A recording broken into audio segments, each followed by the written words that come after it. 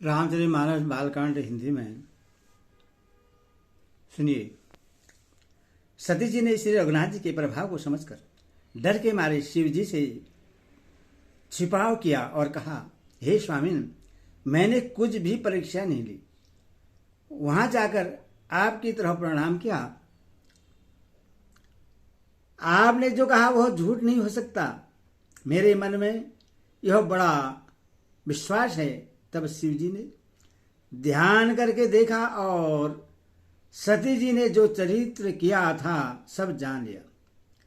फिर श्री रामचंद्र जी की माया को सिर नवाया, जिसने प्रेरणा करके सती की मोह से भी झूठ कहला दिया।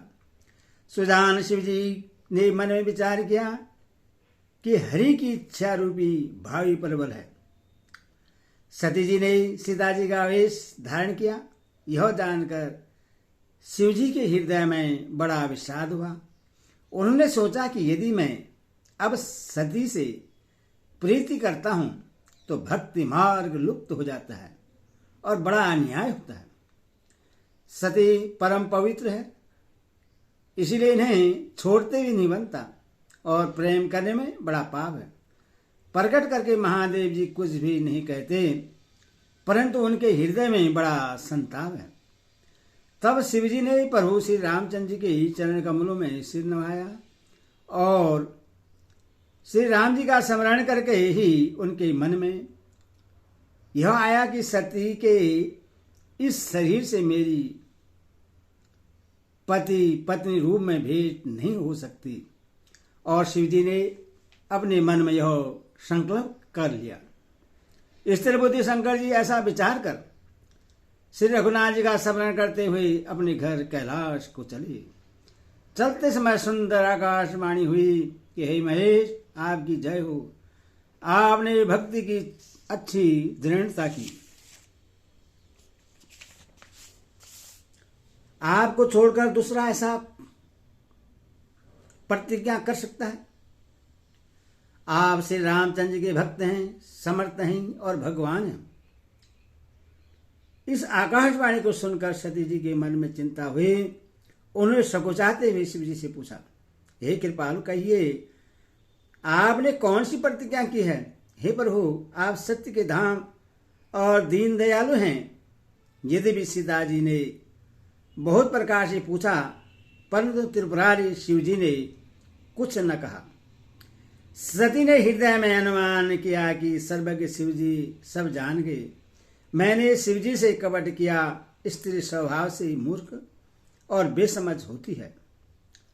प्रीति की सुंदर रीति देखिए कि जल भी दूध के साथ मिलकर दूध के समान भाव बिकता है, परंतु फिर कपट रूपी खटाई पड़ते ही पानी अलग हो जाता है, दूध फट जाता है और स्वाद प्रेम जाता रहता है। अपनी करनी को याद करके सती जी के हृदय में इतना सोच है और इतनी अपार चिंता है कि जिसका वर्णन नहीं किया जा सकता।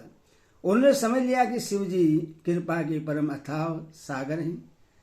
इससे प्रकट में उन्होंने मेरा अपराध नहीं कहा।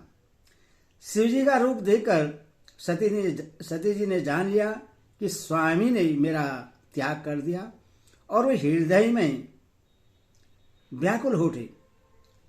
अपना पाप समझकर कुछ कहते नहीं बनता, परंतु हृदय भीतर ही भीतर कुम्हार के आवे के समान अत्यंत जलने लगा। वृषकेतु शिव जी सती को चिंतायुक्त जानकर उन्हें सुख देने के लिए सुंदर कथाएं कही। इस प्रकार मार्ग में विविध प्रकार के इतिहासों को कहते हुए विश्वनाथ कैलाश जा पहुंचे। वहां पर शिव जी अपनी प्रतिज्ञा को याद करके बड़ के पेड़ के नीचे पदासन लगाकर बैठ गए। शिव जी ने अपना स्वाभाविक रूप संभाला। उनकी अखंड और अपार समाधि लग गई। तब सती जी कैलाश पर रहने लगी। उनके मन में बड़ा दुख था। इस रहस्य को कोई कुछ भी नहीं जानता था। उनका एक एक दिन युग के समान बीत रहा था। सती जी के हृदय में नित्य नया और भारी सोच हो रहा था कि मैं इस दुख समुद्र के पार कब जाऊंगी। मैंने जो श्री रघुनाथ जी का अपमान किया और फिर पति के वचनों को झूठ जाना। उसका फल विधाता ने मुझको दिया, जो उचित था वही किया, परंतु हे विधाता, अब मुझे यह उचित नहीं है जो शंकर से विमुख होने पर भी मुझे जिला रहा है। सती जी के हृदय की गलानी कुछ कही नहीं जाती। बुद्धिमती सती जी ने मन में श्री रामचंद्र जी का स्मरण किया और कहा, हे प्रभु, यदि आप दीन दयालु कहलाते हैं और वेदों ने आपका यह यश गाया है कि आप दुख को हरने वाले हैं, तो मैं हाथ जोड़कर विनती करती हूँ कि मेरी यह देह जल्दी छूट जाए। यदि मेरा शिव जी के चरणों में प्रेम है और मेरा यह प्रेम का व्रत मन वचन कर्म आचरण से सत्य है, तो हे सर्वदर्शी प्रभु सुनिए और शीघ्र वह उपाय कीजिए जिससे मेरा स्मरण हो और बिना ही परिश्रम यह पति पर त्याग रूपी असा विपत्ति दूर हो जाए। दक्ष सुता सती जी इस प्रकार बहुत दुखित थी। उनको इतना दारुण दुख था कि जिसका वर्णन नहीं किया जा सकता। 87,000 वर्ष बीत जाने पर अविनाशी शिवजी समाधि खोली। शिवजी राम नाम का स्मरण करने लगे। तब सती जी ने जाना कि अब जगत के स्वामी शिवजी जागे। उन्होंने जाकर शिवजी के चरणों में प्रणाम किया। शिवजी ने उनको बैठने के लिए सामने आसन दिया। शिवजी भगवान हरि की रसमयी कथाएं कहने लगे। उसी समय दक्ष प्रजापति हुए। ब्रह्मा जी ने सब प्रकार से योग देख समझकर दक्ष को प्रजापतियों का नायक बना दिया। जब दक्ष ने इतना बड़ा अधिकार पाया तब उनके हृदय में अत्यंत अभिमान आ गया। जगत में ऐसा कोई नहीं पैदा हुआ जिसको प्रभुता पाकर मत न हो। दक्ष ने सब मुनियों को बुला लिया और वे बड़ा यज्ञ करने लगे जो देवता यज्ञ का भाग पाते हैं। दक्ष ने उन सबको आदर से ही निमंत्रित किया। दक्ष का निमंत्रण पाकर किन्नर नाग सिद्ध गर्द और सब देवता अपनी अपनी स्त्रियों से ही चले। विष्णु ब्रह्मा और महादेव जी को छोड़कर सभी देवता अपना अपना विमान सजाकर चले। सती ने देखा अनेकों प्रकार के सुंदर विमान आकाश में चले जा रहे हैं। देव सुंदरियां मधुर गान कर रही हैं जिन्हें सुनकर मुनियों का ध्यान छूट जाता है। सती जी ने विमानों में देवताओं के जाने का कारण पूछा। तब शिवजी ने सब बातें बतलाई। पिता के यज्ञ की बात सुनकर सती कुछ प्रश्न हुई और सोचने लगी यदि महादेव जी मुझे आज्ञा दें तो इसी बहाने कुछ दिन पिता के घर जाकर रहो, क्योंकि उनके हृदय में पति द्वारा त्यागी जाने का बड़ा भारी दुख था। पर अपना अपराध समझकर वे कुछ कहती न थी। आखिर सती जी भय संकोच और प्रेम रस में सनी हुई मनोहर वाणी से बोली, हे प्रभु, मेरे पिता के घर बहुत बड़ा उत्सव है। यदि आपकी आज्ञा हो तो हे कृपा निधान, मैं आदर से उससे देखने जाऊं। शिवजी ने कहा, तुमने बात तो अच्छी कही, यह मेरे मन को भी पसंद आई, पर उन्होंने न्योता नहीं भेजा, यह अनुचित है। दक्ष ने अपनी सब लड़कियों को बुलाया है, किंतु हमारे बैर के कारण उन्होंने तुमको भी बुला दिया। एक बार ब्रह्मा की सभा में हमसे अप्रश्न हो गए थे, उसी से वे अब भी हमारा अपमान करते हैं। हे भवानी, जो तू बिना बुलाए जाओगी तो न शील स्नेह ही रहेगा और न मान मर्यादा ही रहेगी। यदि भी इसमें संदेह नहीं कि मित्र स्वामी पिता और गुरु के घर बिना बुलाए भी जाना चाहिए, तो भी जहां कोई अब विरोध मानता हो उसके घर जाने से कल्याण नहीं होता। शिवजी ने बहुत प्रकार से समझाया, पर होनहारवश सती के हृदय में बोध नहीं हुआ। फिर शिवजी ने कहा कि यदि बिना बुलाए जाओगी तो हमारी समझ में अच्छी बात न होगी। शिवजी ने बहुत प्रकार से कहकर देख लिया, किंतु जब सती किसी प्रकार भी नहीं रुकी तब त्रिपुरारी महादेव जी ने अपने मुख्य गणों को साथ लेकर उनको विदा कर दिया। भवानी जब पिता दक्ष के घर पहुंची तब दक्ष के डर के मारे किसी ने उनकी आवाभगत नहीं की। केवल एक माता भले ही आदर से मिली, बहनें बहुत मुस्कुराती हुई मिली। दक्ष ने तो उनकी कुछ कुशलता नहीं पूछी। सती जी को देखकर उल्टे उनके सारे अंग जल उठे। तब सती ने जाकर यज्ञ देखा तो वहां कहीं शिव जी का भाग दिखाई नहीं दिया। तब शिव जी ने जो कहा था वह उनकी समझ में आया। स्वामी का अपमान समझकर सती का हृदय जल उठा। पिछला पति परित्याग का दुख उनके हृदय में उतना नहीं व्यापा था जितना महान दुख इस समय पति अपमान के कारण हुआ। यदि जगत में अनेक प्रकार के दारुण दुख हैं तथापि जाति अपमान सबसे बढ़कर कठिन है। यह समझकर सती जी को बड़ा क्रोध हो आया। माता ने उन्हें बहुत प्रकार से समझाया बुझाया, परंतु उनसे शिव जी का अपमान सह नहीं गया। इससे उनके हृदय में कुछ भी प्रबोध नहीं हुआ। तब वे सारी सभा को हठपूर्वक डांटकर क्रोध भरे वचन बोली, हे सभासदों और सब मुनीश्वरों, सुनो, जिन लोगों ने यहाँ शिव जी की निंदा की या सुनी है उन सब को उसका फल तुरंत ही मिलेगा और मेरे पिता दक्ष भी भली भांति पछताएंगे। जहाँ संत शिव जी और लक्ष्मीपति विष्णु भगवान की निंदा सुनी जाए वहाँ ऐसी मर्यादा है कि यदि अपना बस चले तो उस निंदा करने वाले की जीभ काट लें और नहीं तो कान मूंद कर वहां से भाग जाएं। त्रिपुर दैत्य को मारने वाले भगवान महेश्वर संपूर्ण जगत के आत्मा हैं। वे जगत पिता और सबका हित करने वाले हैं। मेरा मंदबुद्धि पिता उनकी निंदा करता है और मेरा यह शरीर दक्ष ही के वीर्य से उत्पन्न है। इसलिए चंद्रमा को ललाट पर धारण करने वाले वृषकेतु शिव जी को हृदय में धारण करके मैं इस शरीर को तुरंत ही त्याग दूंगी। ऐसा कहकर सती जी ने योगाग्नि में अपना शरीर भस्म कर डाला। सारी यज्ञशाला में हाहाकार मच गया। सती का मरण सुनकर शिव जी के गण यज्ञ विध्वंस करने लगे। यज्ञ विध्वंस होते देखकर मुनीश्वर भृगु जी ने उसकी रक्षा की। ये सब समाचार शिव जी को मिले। तब उन्होंने क्रोध करके वीरभद्र को भेजा। उन्होंने कहा, जाकर यज्ञ विध्वंस कर डाला और सब देवताओं को यथोचित फल दंड दिया।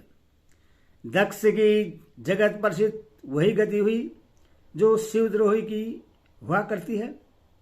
यह इतिहास सारा संसार जानता है, इसलिए मैंने संक्षेप में वर्णन किया।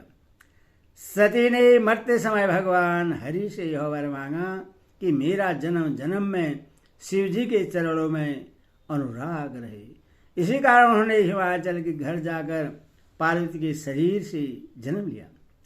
जब से उमा जी हिमाचल के घर जन्मी तब से वहां सारी सिद्धियां और संपत्तियां छा गई। मुनियों ने जहां तहां सुंदर आश्रम बना लिए और हिमाचल ने उनको उचित स्थान दिए। उस सुंदर पर्वत पर बहुत प्रकार से सब नए नए वृक्ष सदा पुष्प फल युक्त हो गए और वहां बहुत तरह की मणि की खाने प्रकट हो गई। सारी नदियों में पवित्र जल बहता है और पक्षी पशु भरमर सभी सुखी रहते हैं। सब जीवों ने अपना स्वाभाविक बैर छोड़ दिया और पर्वत पर सभी परस्पर प्रेम करने लगे। पार्वती के घर आ जाने से पर्वत ऐसा शोभायमान हो रहा है जैसा राम भक्ति को पाकर भक्त शोभायमान होता है। उस पर्वतराज के घर नित्य नए नए मंगलोत्सव होते हैं जिसका बर्मादी यश गाते हैं। तब नारद जी ने यह समाचार सुने तो वे कौतुक ही से हिमालय के घर पधारे। पर्वतराज ने उनका बड़ा आदर किया और चरण धोकर उनको उत्तम आसन दिया। फिर अपनी स्त्री सहित मुनि के चरणों में सिर नवाया और उनके चरणोदक को सारे घर में छिड़काया। हिमाचल ने अपने सौभाग्य का बहुत बखान किया और पुत्री को बुलाकर मुनि के चरणों पर डाल दिया और कहा, हे मुनिवर, आप त्रिकालज्ञ और सर्वज्ञ हैं, आपके सर्वस्त्र पहुंच है, अथवा आप हृदय में विचार कर कन्या के दोष गुण कहिए। नारद मुनि ने हंसकर रहस्ययुक्त कोमल वाणी से कहा, तुम्हारी कन्या सब गुणों की खान है। यह स्वभाव से सुंदर, सुशील और समझदार है। उमा, अंबिका और भवानी इसके नाम है। कन्या सब सुलक्षणों से संपन्न है। यह अपने पति को सदा प्यारी होगी।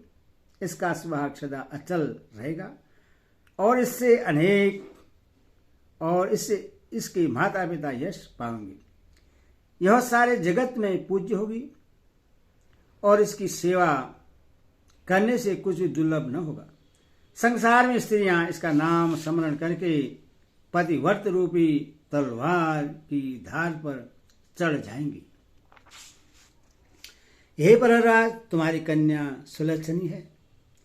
आयुष में जो 2-4 अवगुण हैं उन्हें भी सुन लो। गुणहीन, मानहीन, माता पिता विहीन, उदासीन, श्रेयसीन, लापरवाह, योगी, जटाधारी, निष्काम हृदय, नंगा मंगल वेश वाला, ऐसा पति इसको मिलेगा। इसके हाथ में ऐसी ही रेखा पड़ी है। नारद मुनि की वाणी सुनकर और उसको हृदय में सत्य जानकर पति पत्नी हिमवान और मैना को दुख हुआ और पार्वती जी प्रश्न हुई। नारद जी ने भी इस रहस्य को नहीं जाना, क्योंकि सबकी बाहरी दशा एक सी होने पर भी भीतरी समझ भिन्न भिन्न थी। सारी सखियां पार्वती, परवरा, हिमवान और मैना सभी के शरीर पुलकित थे और सभी के नेत्रों में जल भरा था। देवर्षि के वचन असत्य नहीं हो सकते, यह विचार कर पार्वती ने उन वचनों को हृदय में धारण कर लिया। उन्हें शिवजी के ही चरण कमलों में स्नेह उत्पन्न हुआ, परंतु मन में यह संदेह हुआ कि उनका मिलना कठिन है। अवसर ठीक न जाकर उमा ने अपने प्रेम को छिपा लिया और फिर वह सखी की गोद में जाकर बैठ गई। देवर्षि की वाणी झूठी न होगी, यह विचार कर हिमवान, मैना और सारी चतुर सखियां चिंता करने लगी। फिर हृदय में धीरज धरकर परवराज ने कहा, हे नाथ, कहिए अब क्या उपाय किया जाए। मुनीश्वर ने कहा, हे हिमवान, सुनो, विधाता ने ललाट पर जो कुछ लिख दिया है उसको देवता, दानव, मनुष्य, नाग और मुनि कोई भी नहीं मिटा सकते। तो भी एक उपाय मैं बताता हूं, यदि देव सहायता करें तो वह सिद्ध हो सकता है। उमा को वर तो निसंदेह वैसा ही मिलेगा जैसा मैंने तुम्हारे सामने वर्णन किया है, परंतु मैंने वर के जो जो दोष बतलाए हैं, मेरे अनुमान से वे सभी शिवजी में हैं। यदि शिवजी के साथ विवाह हो जाए तो दोषों को भी सब लोग गुणों के समान ही कहेंगे।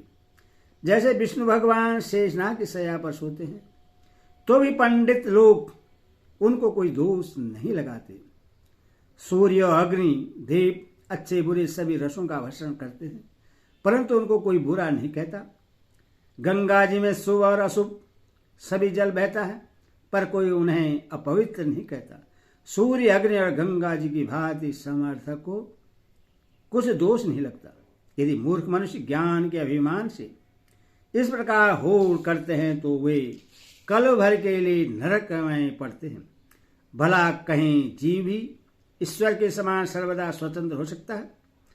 गंगा जल से भी बनाई हुई मदिरा को जानकर संत लोग कभी उसका पान नहीं करते, पर वही गंगा जी में मिल जाने पर जैसे पवित्र हो जाती है। ईश्वर और जीव में भी वैसा ही भेद है। शिवजी सहज समर्थ हैं, क्योंकि वे भगवान हैं, इसीलिए इस विवाह में सब प्रकार कल्याण है। परंतु महादेव जी की आराधना बड़ी कठिन है, फिर भी कलेश तप करने से वे बहुत जल्द संतुष्ट हो जाते हैं। बोले सियावर रामचंद्र की जय, बोले पवन सुत हनुमान की जय, बोले कृष्ण कन्हैया लाल की जय, बोले सीता माता की जय।